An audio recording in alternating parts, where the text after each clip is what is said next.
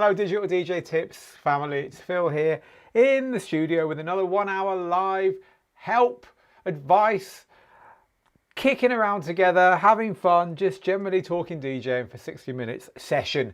And it's good to be here. It's a busy time at the moment in the world of DJing. This is exactly the time when the NAMM show would have been going on back in the days when the NAMM show wasn't hit by COVID. So we would have been in LA now, bringing you all kinds of new DJ gear news. But that said, the biggest new DJ gear news was the banner that was up for a second at the beginning of this broadcast was the Pioneer DDJ Rev 7, which we've already covered in great detail, as you will know if you haven't had your head in the sand for the last week or two. And there really hasn't been any other big gear news, and that's been the way it's been going in the big trade shows recently. People don't really announce gear anymore in them.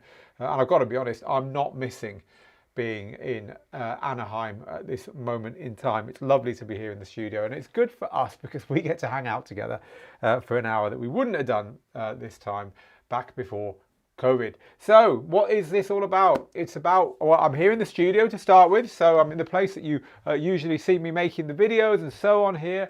I have got, look at this, you see this? Actually, I need to put this on a lower shelf because it's too high up there, I've just realized, but let me show you this on the other camera. So something I always say, if you want to ask a question on this live, use the hashtag ask, and please only ask your question once, because it annoys me when you cut and paste every 30 seconds. Not you, but some people do. And Ivan has very kindly made this for us, a keep calm and ask once piece of artwork. Now I was going to kind of like try and hang it up here somewhere. Actually, it wouldn't look too bad there. Nah, not into it. But it's going to live on the main set, place there, but I need to find somewhere that isn't the high shelf because you can't see it on the high shelf. So thank you very much, Ivan, for that. Very much appreciate it.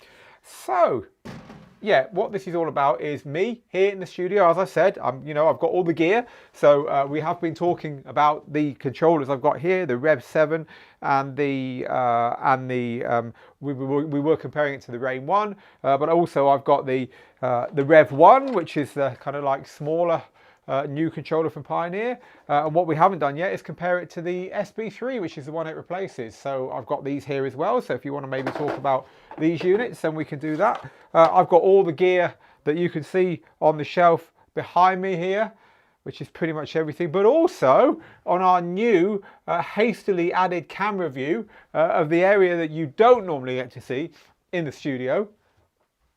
Hello. I've got all the rest of our gear.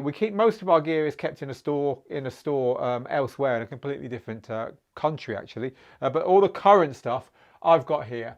So we've got everything from the Pioneer XDJ RX3 to all the Tractor controllers to all the Numark controllers. They're all here. So if you did have a question about something and I didn't have it nearby and it was worth going and getting it, I can go and get it from over there. So we are here in the studios to help you. So what do you need help with? Ask your questions and hashtag ask, and please only ask once. So let's start off then. Big Woo. Hi Phil, I'm looking for a good laptop stand for my home setup. Which one are you using? I've been looking on Amazon, thanks. Okay, so the laptop stand that we have in the studio here is a bit of a specialist one. This little one here, I'll move my personal items out of the way. It's this little laptop stand here. I've currently got some notes on it, but your laptop will fit quite nicely. I've got an XMG Windows laptop here. So your laptop will fit quite nicely on there.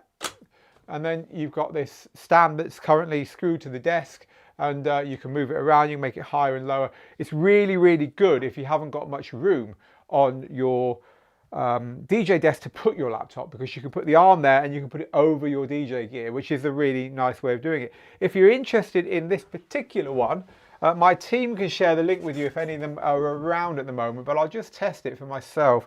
I think, let me just test it, and if I'm correct, then I will share it with you. Just testing on a browser window here now. Yes, it's correct. So go to a web browser and type in, let me just take you to the screen here. This is the laptop stand. You see we've bought it twice ourselves for both of our studios.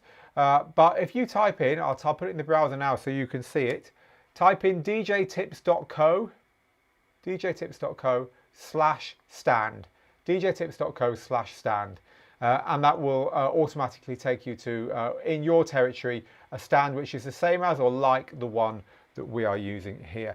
But I can also recommend the crane stand is a really nice one. Also the Reloop stand hub. The Reloop stand hub is really, really cool. It's basically got built-in USB hub. So you put your laptop on it and you put your power into the stand itself. And you have a little hook cable they provide with it to power up your laptop. And then you've got 4 other USBs to plug in anything else you want. And I think that's really, really nice. So it's called a Reloop stand hub. And I use that one at home in my DJ setup. I'll show you the Reloop stand hub now on the Reloop website. So again, you can see what we're talking about. So it looks like this. And you plug in up to 4 devices. You have this hook here to plug in your hook cable to plug in your laptop, and then the power goes in here at the bottom. It's a really cool little way of tidying everything up and having a decent laptop stand, and again it raises it nice and high over your gear if you've got gear that you need to raise your laptop up and over the top of. Right, hashtag ask please people, hashtag ASK, only ask your question once, and I'm here to help until the top of the hour or we've run out of questions, whichever comes first. DJ John Lowe, is there a difference between DJing with a MacBook Pro and a MacBook Air? A MacBook Pro is more powerful, but all things considered, the modern M1 MacBook Airs are really, really good for DJing. They'll run all your DJ software fantastically. So a modern MacBook Air will suit you just fine. I mean, obviously they're smaller and lighter, and that can be a good thing. KC, what do you think to using Platinum Notes? So let me talk to you about Platinum Notes. So we often talk about pieces of DJ software that you can use that are not actually DJ software. So it could be, you know, something to organize your files away from your DJ software. It could be something like Audacity, which is a great free wave editor for editing your files and topping and tailing them and making stuff louder and tidying up your DJ mixes and that kind of thing.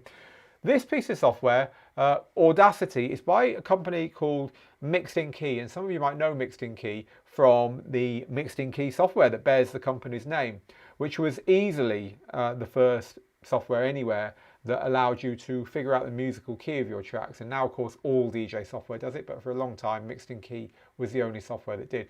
Platinum Notes is a piece of software which will load any track that you have and hopefully make it sound better.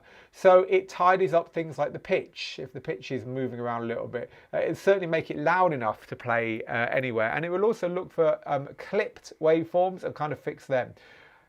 It's also got buttons which can put a very nice subtle feel onto your tracks, and there's one which, for instance, gives all your music the feel of old vinyl. I don't mean like 1940s vinyl, I just mean that kind of warmth that you don't get on some sterile WAV files. So Platinum Notes is a piece of software that some people love and some people hate.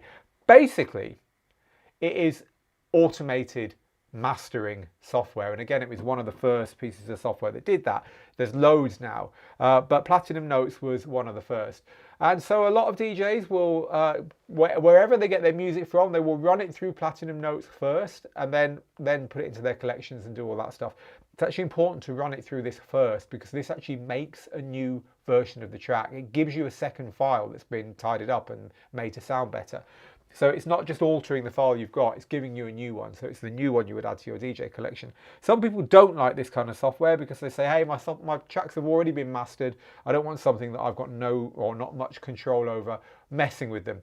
You should try it and you should see if it fits your workflow. I mean, I say that, it's not cheap. It's about $56 or something at the moment. I'm just clicking to find out now, $58. So no, $98. So it really isn't cheap, but yeah, that's what it does. So I would, if I was DJing full time and I was adding a lot of music to my collection every week, I might consider using it. At the moment, it doesn't bother me because, you know, I come from a generation of DJs where we used to play all kinds of records. We would have compilation albums which had 5 tracks on each side and ran at 33 RPM. And they were so quiet and they were so tinny. And we used to just EQ the hell out of them to get them to sound all right. And then we'd have really nicely hard you know, well pressed, loud 12-inch singles with one track on each side at 45 RPM that were really loud and punchy. And we got used to using the EQ and the levels and the gains just to quickly balance everything. And that's the way we DJ'd. So that's the way I still DJ, even with digital files. So I don't bother doing any processing on my files before I add them to my music collection. But if I was DJing regularly and adding a lot of music to my collection every week, like I used to, maybe I would. But I do know a lot of DJs that do like to use platinum notes. So really, it's one of those things that's going to be up to you, Casey. But unfortunately, there's no kind of like way of testing it and seeing if it's going to be for you, which is a shame. This next question then is from Craig. Hello, Craig. Enjoying the Mixing Power Skills course? Glad to hear it, Craig. Any suggestions for a place where there are songs from different genres that have parts that remind you of others? Some come to me, but I don't always write them down. Other than that, I can't think of where to get ideas. So, you know, part of DJing is hearing a song and thinking, oh, that sounds just like that, or as in it's not plagiarized it, but it just gives you the same feeling. I heard a song by a new artist, or new to me anyway. The song was called Stabilize. Typing it in now just to give you a very current example. I think the album is called Painless, or the song's called Painless and the album's called, it's by a girl called Nilufer Yanya, and the track is called Stabilize. And I heard it on the radio the other day, and it's a very fast kind of like garage band sounding track with a really emotional chorus, and she sounds like a talent to watch, this girl. But it really reminded me of Echo Beach by Martha and the Muffins, and anyone who's old enough will immediately be singing Echo Beach, because it was an awesome, emotive, fast, garage band sounding kind of song. And what I do when I get those little matches is I get into my DJ library and I put them into a little collection together. So I have a little collection called, you know, fast. I'd call that fast punky girl pop, you know, because I know what that means. And I'll put those two in. And then in the future, if anything else occurs to me, they'll go in there as well. And I've got these ready-made mini sets. So Craig, I would do that. I would also, what I like to do is on my phone, I have a little app called Just Record. Now, Just Record's really cool because it is a one-touch recording app. So I have a little button on my phone, which I'll show you now. You see that little button there? Let me just get that so it's, there you go. You see that little button there? This is Just Press Record. So if I tap that button now, it will immediately start recording. There's my record app, and it's actually recording right now, recording my voice. I know you can't see it very well. So this is a really easy way of me, with one touch on my phone, of getting a recording. And I'll say, I use it for notes, like, you know, I would say, just heard a Nilufer Lanya song called Stabilize, add it to collection with Echo Beach. And then when I'm next near a desk, I'll look at all the notes I've recorded. But also, as I go out running a lot, I'm a runner, that's kind of my thing when it comes to exercise. And I often get tunes going in my head that I don't know where they've come from, but they sound pretty cool. So I'll stop, hit record, and just sing the tune and clap along to it with my fingers, you know, and sing it. And then I'll get back and I'll put it into Logic with my little keyboard. So now I've got an idea next time I want to come and sit down and start producing. So I think these apps are really good. I mean, every operating system's got one built in. The one on here is called Voice Recorder, I think, the Apple one, and there must be one on Android. But this one, Just Press Record, is really good because it's one button. It's also on my watch, so I can literally, if I'm running along, you know, just literally just press the button there and sing into my watch and look like an absolute fool, but I don't care. So I'd recommend getting a digital note app, Craig, to do that stuff. And another thing I would recommend, just put my phone away, because the number of times I've left the studio and left my phone behind is legendary. Another thing I would recommend is Who Sampled. So Who Sampled is a site which tells you where samples come from that the artists use. So Who Sampled, you will go in and type in the name of a track, and it will tell you where the sample came from. So if I was to type in here, where's the search bar? If I type in Gangster's Paradise, and then I'm going to get everything that is used on. So Coolio featuring LV's Gangster's Paradise, sample Gangster's Paradise by In Fear and Faith. And let's click through. So you can go down absolute in fact it didn't. Here's the songs that it sampled: Pastime Paradise by Stevie Wonder and Psalm 23 by the Bible book. Wow, that's going to be the vocal, isn't it? So this is a really nice way of diving in to songs that you've heard and seeing where the sample came from. And I do warn you that you'll end up subscribing, you'll end up getting the app for your phone, and you'll end up diving very deep into this and wasting or using a lot of time. But it's a great site, so it's another way of finding songs that sound like other things.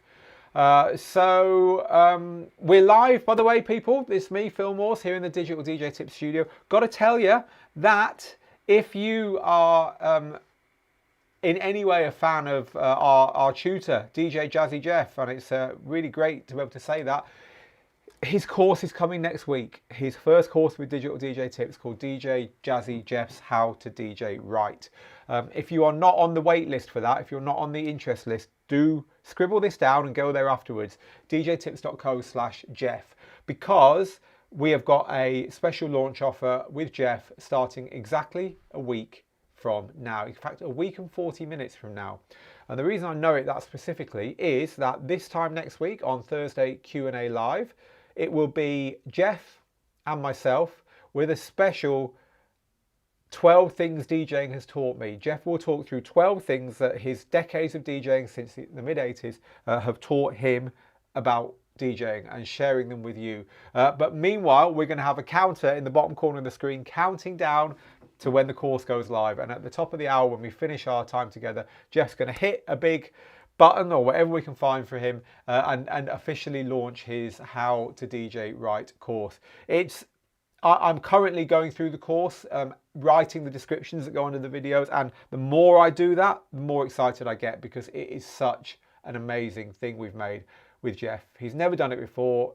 It's the first chance that the world has had to learn from literally one of the most respected DJs in the world. So if you're interested in that course, and you should be, go there if you haven't already done it, djtips.co/Jeff, and make sure that we have you on that interest list, because there'll be a nice, healthy discount, and we'll let you know first when that thing goes live. And it's only going to be for a short time, so I wouldn't want you to miss it.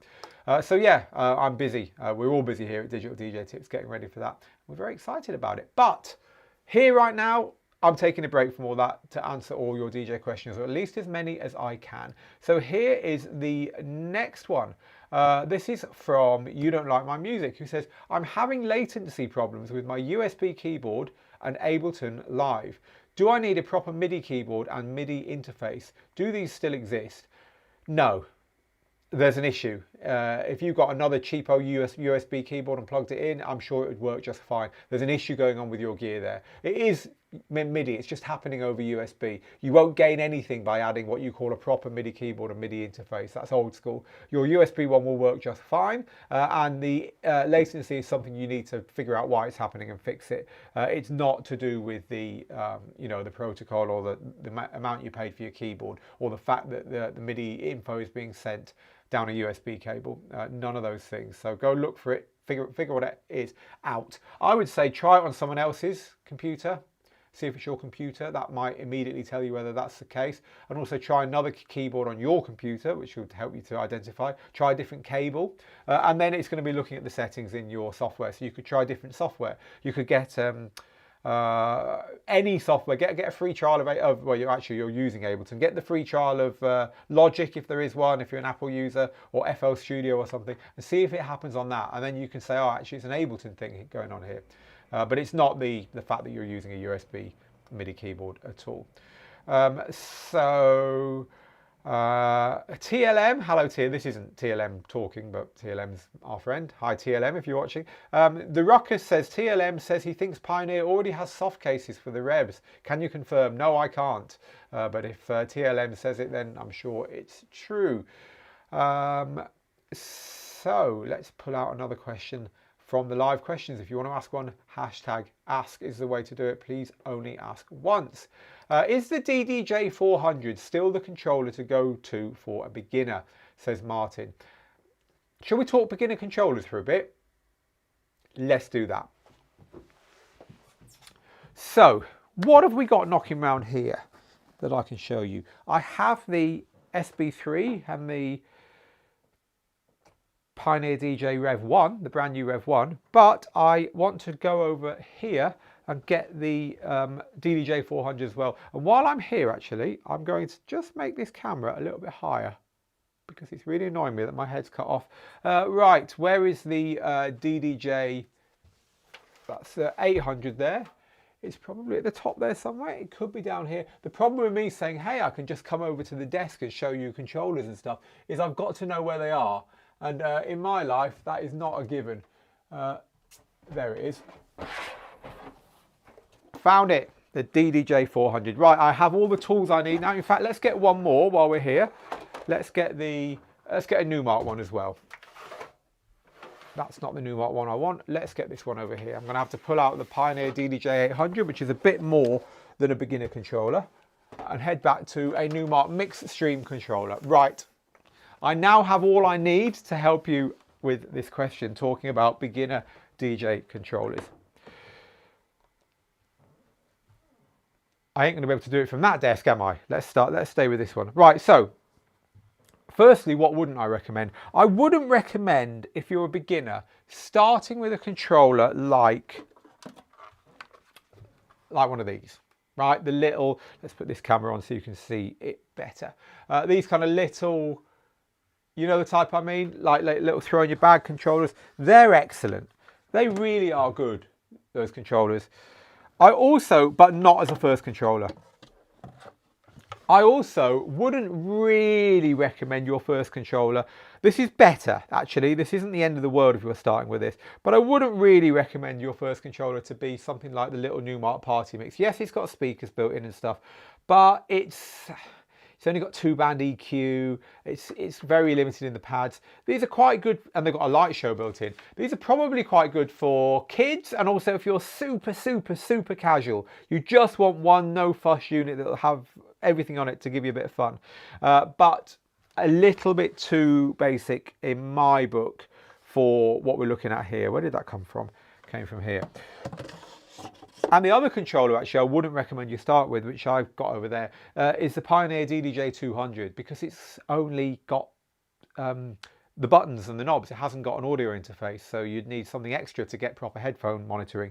When it comes to your first controller, the minimum we should say you should spend would be $250, $300. And then the choice really at that price point is going to be whether you go for a record box controller or a Serato controller. There are other DJ systems out there. For instance, Traktor has a DJ system called the Traktor Pro setup. And actually, for completion's sake, let's just run back to the shelves and grab a Traktor controller, because it's unfair for me not to include this controller in what we're talking about. Although it was a little bit more expensive than the ones I'm about to show you, I think, last time I checked. So really, you've got 3 DJ systems. You've got Traktor, Record Box and Serato. And if you're thinking, what about Virtual DJ? Virtual DJ works with everything I'm about to show you. So if for some reason you want to use Virtual DJ, it'll work with all of these. So your first decision is really your software, not your hardware. Because if you want to go down the Record Box route, then the first thing you should look at is indeed the controller that you mentioned, the DDJ-400. The DDJ-400 is this controller here. Let's get it on the overhead camera and I'll talk you through why it's a good first choice. It is laid out roughly like a club DJ system. You've got the same buttons here and here. You've got the same layout of the mixer with the effects section down here and everything else up here. And it just looks and feels more similar to a club DJ setup than any other controller that we're about to show you. But more importantly, it uses Record Box software. And Record Box software is the same software that you would be using all the way up to a club. So for instance, I just got out by mistake, but I might as well show you while we're here, the Pioneer DDJ-800 controller, this one here. This controller here is a great controller for semi-pro DJs, for people who are getting really serious, as is the DDJ-1000. Cost a lot more than the DDJ-400. But guess what? They use the same software. And when you get up to club standard, and when you're in a club playing on CDJ-3000s and the DJ-M900 mixer, and exporting your music to a USB device to plug in and get all that lot working and DJ without your laptop, guess what software you use to export the music to that USB device? You use rekordbox. So if you're a rekordbox DJ, you will be using the same software from your very first steps in DJing up to being a club DJ. And so if you want to DJ in clubs, that's the software to go for, rekordbox. So the DDJ-400 is indeed the first beginner controller you should be looking at. If you want to DJ parties, open format, learn a bit of scratching and showing off, you're more down the kind of Jazzy Jeff kind of route, then Serato has a compelling new way of going. Because let's look at where Serato's controllers fit into all of this. This was for a long time the dominant controller in the Serato world. It's called the SB3. It's still a great controller, but its layout is now dated. You won't find a layout like this in clubs, and you won't find scratch DJs using a layout like this. It's now a dated layout. It's what I call the old controller layout. Serato controllers now follow this kind of layout. Now this is the new Rev 1. This layout has got the pitch control at the top, which is where it would be if you were using turntables that were turned around 90 degrees into battle mode, which is where scratch DJs always have their turntables set. And the mixer is designed to look and feel like a scratch mixer, a battle mixer for Serato. So a DJ MS 7, 9 or 11, they're laid out like this, where you have a very clean area at the bottom here, and then you have your pads here, and then you have your paddle controls here. So this is the kind of look and feel that you would get if you were using turntables and a pro scratch mixer. So with and you would be using Serato in that circumstance, because most scratch DJs use Serato. So if your idea is I want to be that kind of DJ, Serato is the software to go for, and the Rev 1 is the controller to go for over the SB3, which is the old one. Now there are other controllers. Now Numark does make a great controller for Serato, a great brace of controllers. This is the Numark Mixtrack Platinum FX. They've also got the Mixtrack Pro FX, which are very similar. This one here has got displays on the jog wheels, which the Pro hasn't, and this one can be 4 channels if you want, and the Pro can't. The Pro is just 2 channel. But apart from that, they're pretty similar. Really well built, really good value for money controllers, and they've got kind of like a, if you don't like the idea of having your pitch faders at the top and you'd rather have a more traditional deck, they've got the more traditional deck, but they've also got the paddle controls here like you get on a scratch mixer. So they're kind of a hybrid between club and scratch gear, but a very, very nice controller, the Mixtrack Pro FX and the Platinum FX. So if you are going to be going down the Serato route, I would say if you you still want the kind of club feel, but you want Serato, maybe the Numark Platinum or Pro FX is a good controller, or indeed the SB3 from Pioneer, the older one, which they don't make anymore, or the Rev 1, which is, the Rev 1, by the way, is very similar to this one here, which is the Rev 7, which we've done a lot of work on at Digital DJ Tips recently, which has got the same layout, the same battle at the top, the same mixer that looks like a battle mixer. And as I said, for completion's sake, you might want to go down the Traktor route. Most people who go down the Traktor route are electronic DJs, techno, trance, house, and they want to make music as well because they're into the native instruments idea and they've got native instrument sounds and production, maybe hardware and software and so on. And if you want to stick with Traktor, then your beginner controller is this one. This is the Traktor Control S2. And the Traktor Control S2, it looks very similar to especially the Mixtrack Pro, but this is a very clean, standard controller with the pads where you'd expect them, and the kind of Traktor look and feel to the buttons and so on. But it's a very nice controller indeed. You get good value for your money with this one. You get the full version of Traktor when you buy it, and that's another thing I should tell you about actually. You don't get the full version of Serato when you buy a budget Serato controller. You do when you buy Traktor, and you do when you buy a rekordbox controller. So it is worth bearing in mind that if you want the full software, you have to budget buying that with the Serato controllers. It's normally $99, although they often reduce it to $50 in the sales. I've covered a lot of ground here, and we do have a lot of stuff on the web to help you about this. The one thing that we haven't got on the website to help you with this yet is the new Pioneer controllers because they've only just been launched. But apart from that, this is totally up to date, what I'm about to show you. Head over to the Digital DJ Tips website, which has got a section on it called Roundups, and click Roundups at the top. And then here you're going to find Best DJ Software 2022, where we talk you through the software. The 12 best Serato controllers for 2022. You've also got here, and if I click into Roundups so that we can see, in fact, let's just go down a bit more. We've got the 5 controllers over 1,000, under 1,000, and under 500. And this is the one you want. 5 best DJ controllers under 500 for 2021. And you'll find there lots more advice. As I say, we haven't been able to add the new L1, the new Rev 1 to it because it's brand new, but it is going to be coming when we update that article. Making a note now about that so we don't forget. So I hope that was helpful to you. How are we doing, folks? Are we enjoying ourselves today? I'm, as always, completely loving being here and helping you. I hope you are finding it helpful. The simulation is pointing out that the SB3 has 4 decks and a scratch pad. The Rev 1 has only 2 decks. Yes, that's true. Scratch DJs nearly always, 99% of the time, use 2 decks. So that's what they're thinking in that scenario. How are you ranking them? We're ranking them because we are experts in this and we're giving you our opinion. TB UK. You can agree with us or not, depending upon what you feel. So Jeff says, will you be doing any lighting stuff soon for mobile DJs? I just purchased the Recordbox RB DMX1. We aren't always talking about doing lighting stuff, but we've just never got round to it. I'm not going to dress it up. However, I always do point you in the direction of the 2 books, which I'm now looking for because I had them out just the other day to show people, and I'm not sure I put them away. I keep on my list, there they are. I have Tidy Up the Studio because this studio is shockingly a mess at the moment. But these 2 books here, The Essential Guide to DMX for Mobile DJs and Building a Mobile DJ Light Show. They're both by Jordan Nelson. You can buy them both on Amazon, but if you're an Amazon Kindle subscriber, apparently you can have these for free in your subscription as well.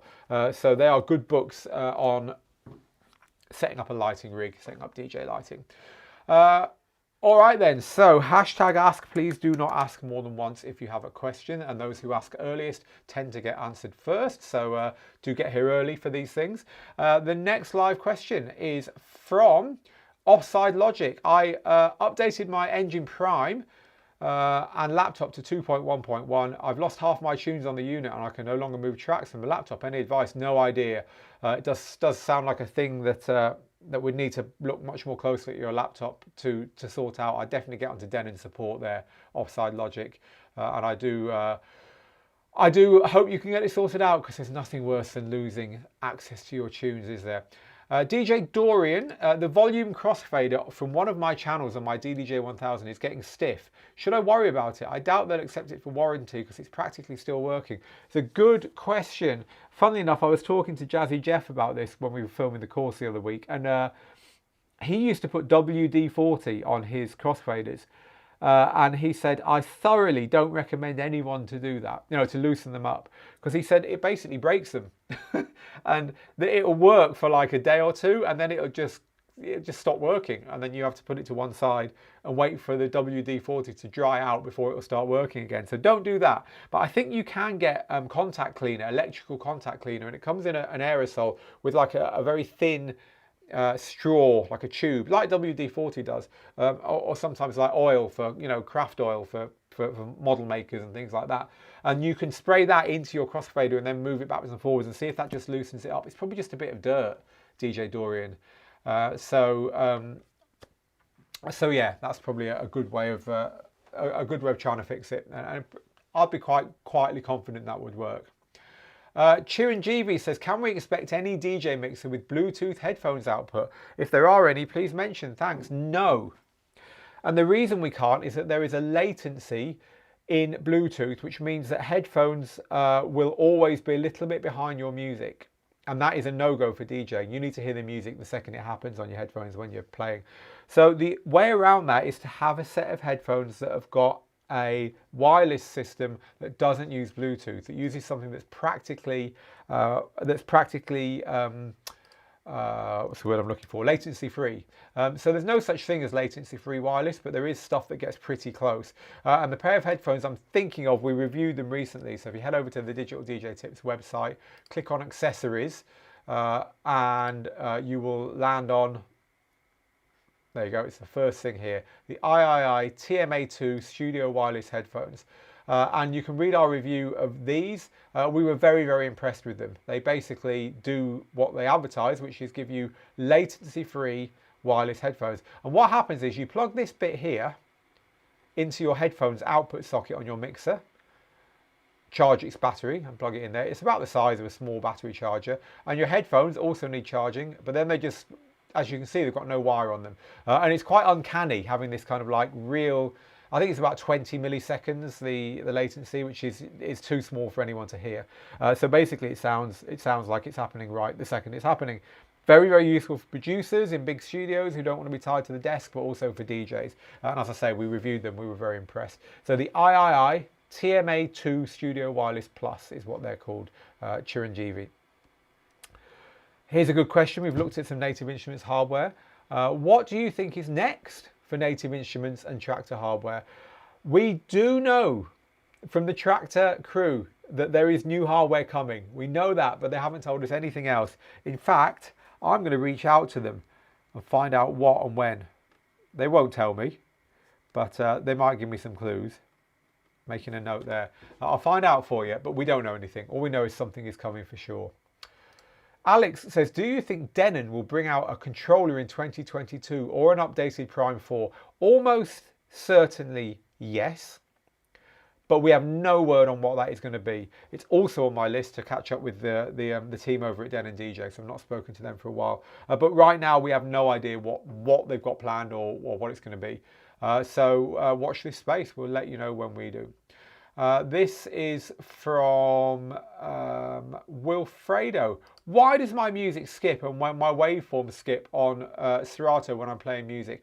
I guess you probably mean they glitch or they, the music's stopping and starting. It's because you have got your laptop being pushed too far. And when your laptop's being pushed too far, it will stutter and skip in the way that you just mentioned.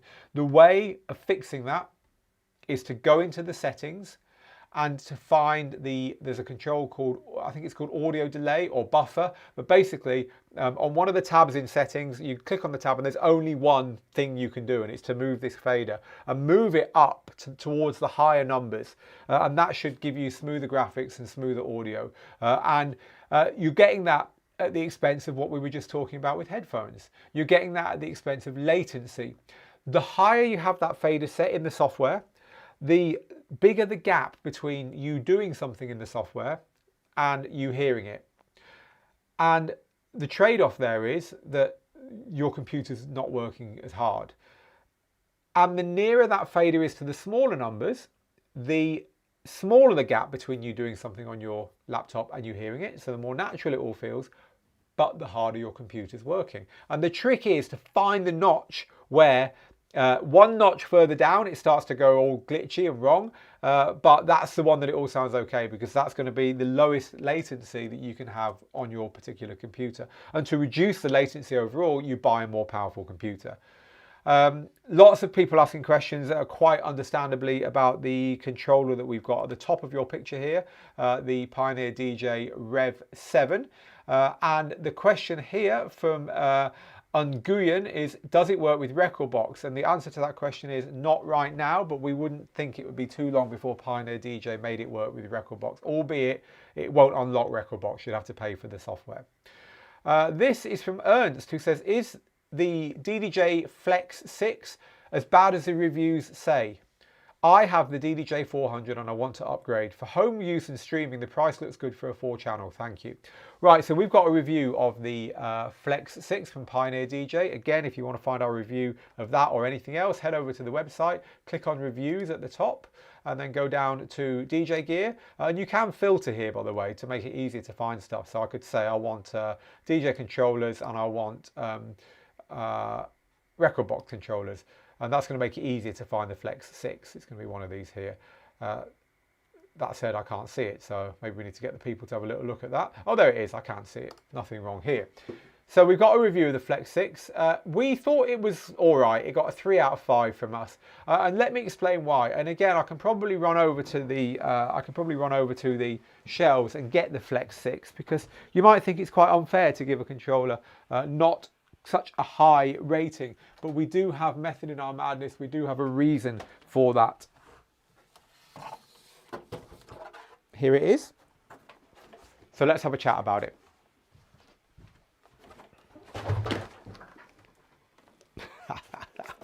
Controllers everywhere, people. Right, I'm going to put the Flex 6 here, very gently.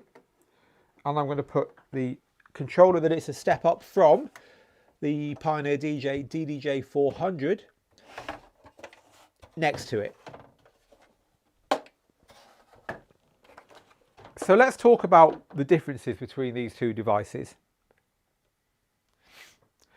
The DDJ-400 is a software-only DJ controller. It's got no inputs for extra record decks or extra sources. It's got no hardware onboard effects. It's not got a mixer that you can use. It's not got professional outputs.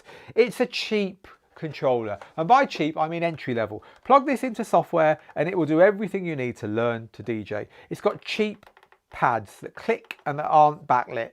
It's built to a budget and it feels like it.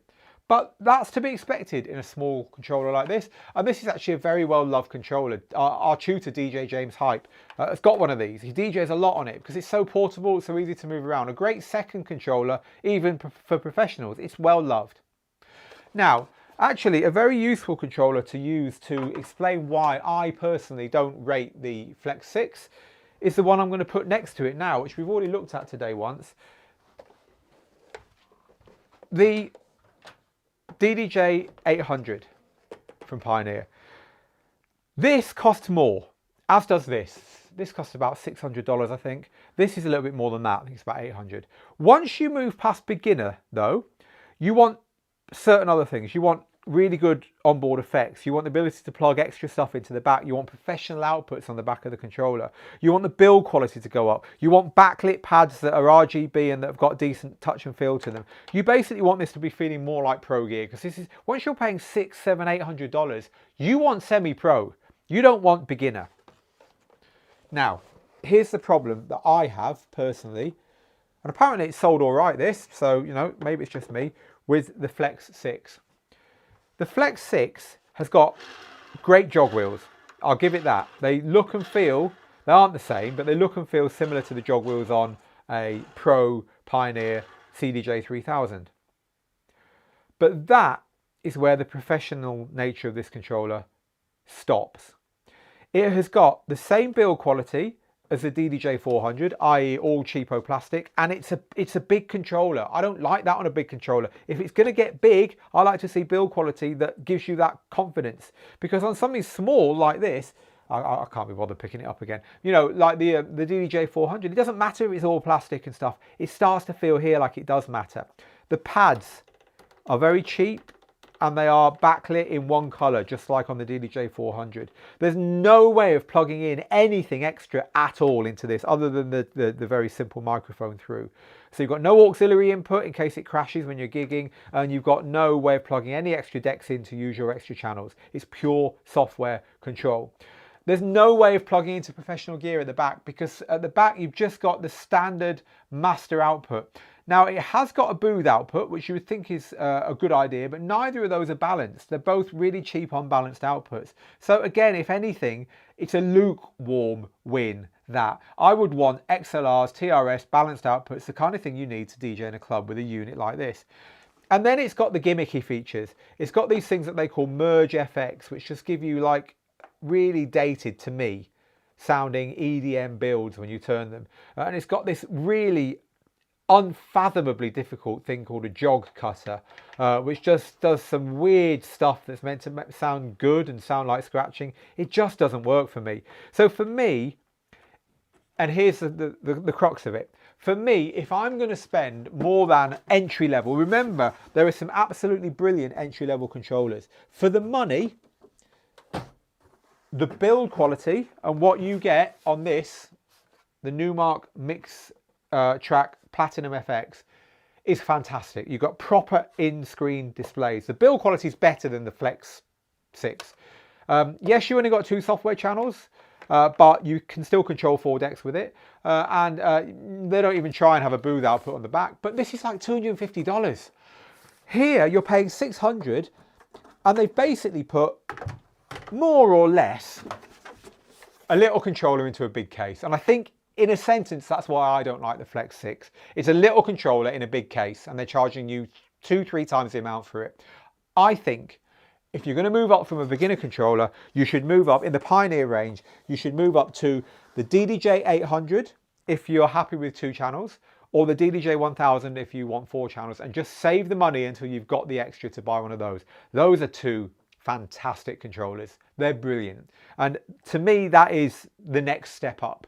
But I'm only one person, and there's a lot of people who are very happy with their Flex 6s. So don't let me tell you otherwise. All I can do is share my honest opinion as to the way you should move up through DJ controllers. If you think it's got what you want, if you just want 4 software channels, if you like the idea of the little gimmicks, if you're going to treat it well and you're never going to take it out your home and try and use it in a professional situation, could be just right for you. Without doubt, you're getting good jog wheels, without doubt. So if that's the thing that's selling you on it, go for it. But just be aware that it looks like it does more than it does. It looks like it's more professional than it really is. And I guess that's what I don't personally like so much about it. So there you go. Right, so it's our last 10 minutes. I know I can't answer anywhere near all your questions. I do have a little bit of advice though, which is we have a Facebook group called the Student Hub. And Student Hub is where our students hang out. All Digital DJ Tips students hang out in the Student Hub. And what's nice about Student Hub is it's nowhere near as busy, obviously because it's only for our students, as the channel you're watching this on now. Absolutely, for sure. So if you are a Digital DJ Tips student, make sure you're in there. Head over to groups/digitaldjtips.studenthub. Or just click the link in any of the welcome emails from your courses and come and join us. And the reason I'm telling you this is that in here we cover all your questions, and I'm in here, and my team are in here, and we go live in here as well. We call it Student Live, and you get Steve and myself, the founder and owners of Digital DJ Tips, every month to answer all your questions, and every question gets answered. So if you love this but you think, damn, I'm not getting my questions answered, especially if you're thinking of buying the DJ Jazzy Jeff course next week, make sure, or you're already a student, all you got to be is a student of any of our courses, do make sure that you take the time to join Student Hub, because you get our attention in there in a way we can't give here. And by the way, if you want to have a look at the courses, just head to the website, click DJ courses, scroll down, and you'll see everything we've got there. Layback Luke, DJ Angelo, we've got James Hype, and soon to come, as I said, Jeff. We've got software courses, hardware courses, courses on mixtapes, and all kinds of stuff. So there's something for everyone there. Go take a look, because one of the benefits is you get free access for life to Student Hub and Student Live. Right, let's pick a question. Lots of you asking the same question about Rekordbox. Does it work with the Rev 7? No, it doesn't, unfortunately. So lots of people are saying, is Pioneer making a Rev 10 with the 10-inch jog wheels? I don't think they are, but I might be wrong. I think it was just some speculation, and that speculation's done the rounds of the internet. I don't think that's going to be something we'll see. Just personally, I've got no idea. So how different is Jazzy Jeff's course from the Scratching for Controller DJs course? It's actually very different, because Scratching for Controller DJs is our course that teaches you from the beginning to scratch and nothing else. It literally takes you from not knowing what hand to use on each bit of the turntable to or the platter, because it's a controller course, all the way up to scratching to the standard of winning scratch competitions. It is a huge course, and it is dedicated just to learning to scratch. Jazzy Jeff's course, it covers scratching, but not very much, because Jeff covers everything else that he feels is more important to turn you into a great DJ. How you pick your music, how you approach organizing your collection, and how you program your music and transition using the stuff you see Jeff using an awful lot: echo, reverb, filters, how you use acapellas, and how you but vocals against each other, and how you get musicality into your mixing to do the kind of smooth mixes across genres that Jeff is so famous for. As Jeff says himself, you know, scratching is just the seasoning. Scratching is just the salt and the pepper and the paprika and the garlic, as to quote the exact spices that he uses in his description of this. So no, the Jeff course is not a scratch course. So we will make that clear, because obviously it's a question that people are going to want to know. So I'm making a note of that. But it complements our scratch course insofar as we even give a few free lessons in the Jeff course from our scratch course to help people learn the basics who maybe don't know. So so thanks for the question. It's always good to hear your questions about our stuff, because it helps us to answer them for everyone else. So our next live question is from Eddie. What is the correct procedure to get an original a cappella or sample cleared that's used in a production? I'm not qualified to answer that, because at the point where you're getting samples cleared, you should be having help. You should be signed with a record label or someone who can help you with that. And I don't know is the simple answer. Steve would know, but he's not with us today. I don't know how. I mean, you approach the record label and you do a deal with them, but the right way of going about it, so that you're not paying, you know, you're not waiting 5 years or paying, remortgaging your house to do it. I just don't know. It's not something I've ever done. But if you want to ask the question in Student Hub, Kevin, assuming you're a student, sorry, Eddie, assuming you're a student, Steve can answer you on that and get you the answer that you need. So this is from Ivan, who made our wonderful keep calm and ask once. So I'm going to answer your question, Ivan, over other people's, because you sent us free stuff and I'm easily bribed. So Ivan says, is there lyric software? I want to project track lyrics onto a projector while playing out. You can look at Virtual DJ, which has got the ability to do that. I can't remember exactly how, but Virtual DJ is your software for doing that. So do look into Virtual DJ, go and ask the question in their forum, and they'll point you to the exact feature that will do that for you. Donald says, is the Pioneer DDJ Rev 1 versus the Hercules Impulse 500, which is better? The Impulse 500 is more for the kind of club style DJing. The Rev 1 is more for if you want to learn to be a scratch, open format, battle, performance DJ. So knowing which type of DJ you want to be out of those two will help you to pick between those two. JD, I'm going to answer your question now, because you are not alone. You might think you are, but you're not. I'm wanting to start DJing at the ripe old age of 60, and I have lots of questions. One question is, do I have to purchase every song? If so, how? So let's answer just that question. So you traditionally purchased your songs from a store, like you could use the iTunes store or Amazon's music store, or you could use Beatport, which is a place that a lot of people buy their music, especially dance music.